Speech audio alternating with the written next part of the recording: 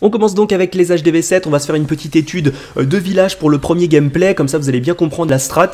Pendant très longtemps, vous le savez, le full dragon a été au top sur les HDV7, maintenant vous savez qu'il y a 3 défenses anti-aériennes, hein, comme vous pouvez le voir ici, donc c'est un peu plus difficile. Quand vous avez vraiment un village avec des défenses anti-aériennes sur la première couche de mur, éventuellement là et là, pourquoi pas envisager, parce que vous savez que vos dragons vont y aller tout de suite, donc pourquoi pas envisager d'attaquer dragon, mais je trouve que c'est plus la meilleure technique en HDV7, et le full cochon, c'est pareil, il faut bien faire attention aux bombes parce qu'en HDV7 vous pouvez déjà avoir les doubles bombes. Alors là on est sur une technique Edgy Hog, c'est-à-dire healers, géants et Hog Riders, donc les chevaucheurs de cochons. C'est une technique qui marche très bien.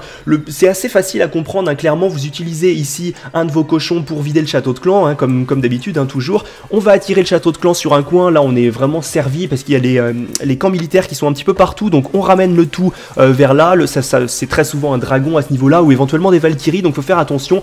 Ici le dragon, vous allez voir, de toute façon ça va être un dragon. On va faire comme d'habitude un cercle, hein, autour du dragon avec des archers, quelques petits sorciers pour que ça aille un petit peu plus vite, et voilà, il est éliminé. Comme ça on commence jamais une attaque sur un HDV7 sans vider et éliminer le château de clan. Ensuite dans la deuxième partie de l'attaque vous avez l'intervention des géants que vous allez pouvoir mettre par exemple ici. Pas besoin de casse-briques, hein, puisque les géants, vous le savez, sont attirés par les structures défensives, donc ils vont aller directement sur ce mur là pour accéder justement à la tour de sorcier, canon, etc.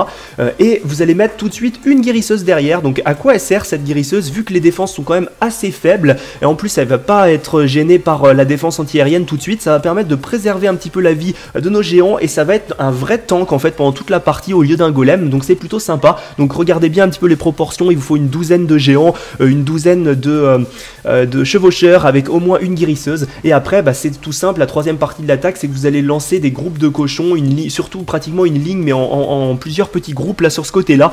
C'est plutôt safe ici, il n'y a pas trop de possibilités de toute façon à vue d'œil de double bombe, donc ça risque rien. On a 3 sorts de soins, donc vraiment bien, qu'on va pouvoir positionner vraiment en fonction justement. Là on peut imaginer qu'il y a une double bombe, donc faire attention là également. Donc bon, une technique très safe que je vous conseille vivement d'utiliser en HDV7, hein. N'hésitez pas à communiquer aussi sur cette vidéo, même si vous n'êtes pas directement concerné, ça peut servir à beaucoup de monde. Donc voilà, on passe tout de suite au gameplay. On est parti pour le gameplay maintenant. Donc vous avez vu un petit cochon dans le sud de la base pour vider le château de clan, très important. On attire ce fameux dragon qui pourrait nous embêter vers l'est de la base. Ensuite on fait un cercle d'archers avec quelques petits sorciers pour que ça aille un petit peu plus vite. Je trouve même que là il a dépensé pas mal de troupes, on aurait pu être un petit peu plus économe, c'est pas trop grave. Donc ici on utilise nos géants, toujours une petite guérisseuse derrière, c'est assez sympathique, notamment vous allez voir parce qu'il va y avoir une bombe géante derrière, donc ça va permettre de les préserver un petit peu. Ici, pourquoi on lance notre roi des barbares tout de suite? C'est juste pour capter l'attention du roi ennemi, hein, parce qu'autrement le roi aurait été sur nos cochons et ça les aurait éliminés un petit peu trop rapidement, donc c'est plutôt bien joué de sa part. On a 3 sorts de soins, donc c'est plutôt bien. Vous avez vu les géants là qui progressent assez bien. C'est dommage que les cochons sont pas arrivés assez rapidement sur la défense anti-aérienne, parce que la fée est morte, mais c'est pas trop grave parce que ça progresse. Vous avez vu, on a toujours nos tanks sur le côté un petit peu plus à droite, et sur le côté gauche on a nos cochons qui survivent grâce au sort de soin. Donc c'est une très bonne technique, je trouve que c'est très complémentaire.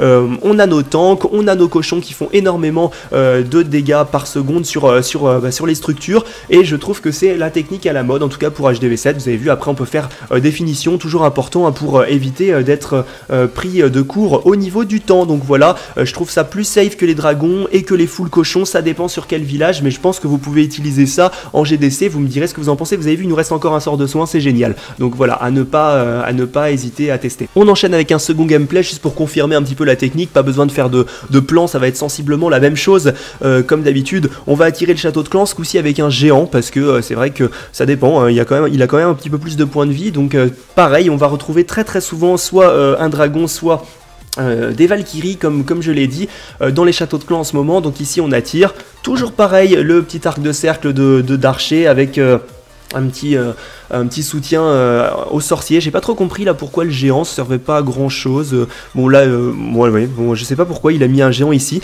Donc ici, en bas de la base, on utilise la même strat, un petit groupe de géants avec la guérisseuse qui permet justement de capter beaucoup de défense et qui laisse nos cochons safe. C'est vraiment le but de la strat. Vous allez déposer vos cochons pas trop loin justement des géants pour qu'ils puissent bénéficier de cette protection justement de ces tanks en fait pour être protégés par les géants. Donc ça c'est sympa. Et on a pas mal de sorts de soins et on essaye justement de poser nos cochons à plusieurs groupes. Là, on n'avait pas trop de risques encore une fois de bombes géantes, donc ça se passe plutôt bien. Donc ici, même si le sort de soins à l'est a été mis un petit peu prématurément, je trouve que les cochons auraient pu un petit peu mieux en profiter. Là, le roi des barbares ennemi qui commence quand même à faire pas mal de dégâts sur les cochons, mais c'est pas trop grave parce que nous on sait qu'on a encore notre groupe de géants avec justement la guérisseuse, et vous voyez c'est un peu comme un Queen Walk, hein, vous allez pouvoir garder ce petit groupe assez rapidement, donc n'hésitez pas à tester, je pense que vous serez pas déçus.